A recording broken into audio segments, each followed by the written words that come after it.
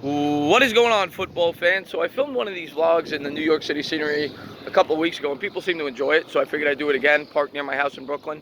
And I figured I'd film a quick video. I'm going to film two today, but the first one I want to talk about the overall roster and OTAs and how everyone seemed to look from all the reports that you read. I'm going to do the quarterback position individually because I wanted to talk about that.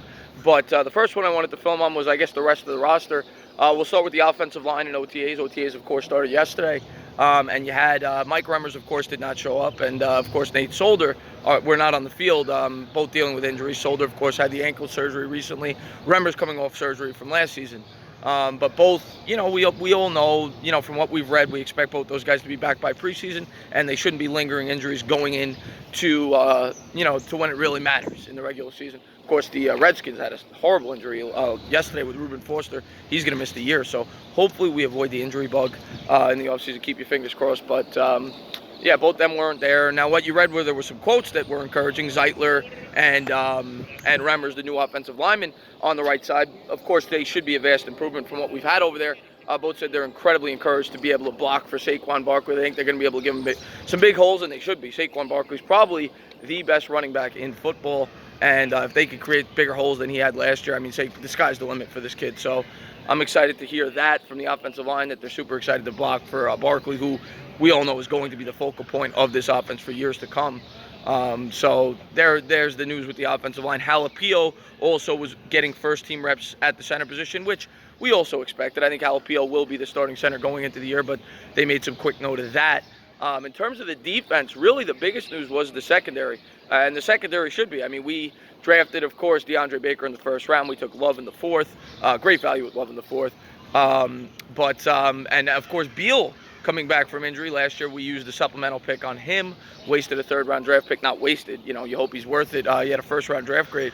And Beal's back fully healthy, and there was a lot of talk about him being, everyone's encouraged the way he looked and how he's super excited to get back into the fold. And I'm really excited to see how he plays this year. Janoris Jenkins got a lot of headlines yesterday. Janoris Jenkins, of course, is going to be 30 years old. He got picked up by the Giants in 2016, and he was marvelous his first year. He was fantastic.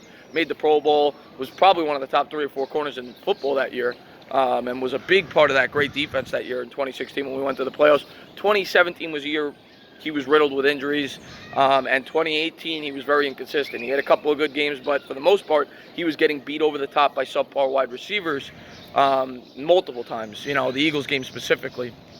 But Janoris Jenkins came out and said that he expects to have a huge year for the Giants this year. He had quotes like, I may be paraphrasing a bit, but where he said that he recognized the NFL as a business, he's going to be hitting the open market next year, and that he needs to come out and have a huge year. So that was encouraging. He said that he worked out tremendously hard in the offseason. He expects to be one of the elite cornerbacks in football this year, and that's encouraging, obviously, for 2 reasons. One, if we're in contention, which a lot of Giants fans don't realistically think we will be this year, obviously he could be a big part of that. But even if we are not, if we're a 5 or 6 win team, I definitely expect them to be looking to trade Janoris Jenkins this year if we're not competing for a Super Bowl with all the young cornerbacks that we have in Sam Beal, obviously the 2 that we drafted in Baker and Love. So only good things could come from that. If he's playing at an elite level, you'll be able to dump his contract and get maybe a valuable draft pick out of it. And then the other player I wanted to touch on in the secondary was Jabril Peppers. And everything you read about Jabril Peppers, everyone was super impressed with him. They said he was the most impressive guy in OTAs the first day. Of course, we acquired Jabril Peppers from the Cleveland Browns in the Odell Beckham trade, which made huge headlines. Peppers, a former first-round draft pick, late first round, I think 2 years ago. And they said he looked great. He came up with an interception, and everything you heard from Pat Shermer was he was incredibly encouraged with this guy. He said he's a great football player, great instincts, and they expect him to bring big things to this Giants secondary. So that is one thing this year. I think the Giants vastly improved both of those elements. I think the offensive line is going to be much improved, and I expect the secondary to be night and day. So I'm really looking forward to that. Not much news from the X-Man and the new pass rushers that we have acquired with Golden. I'm sure that'll become more of a storyline as OTAs progress. And yeah, like I said, I'm going to be doing a quarterback video as well right after this. But as always, if you liked what you watched, please subscribe, drop a comment, maybe give me a little thumbs up. Cheers.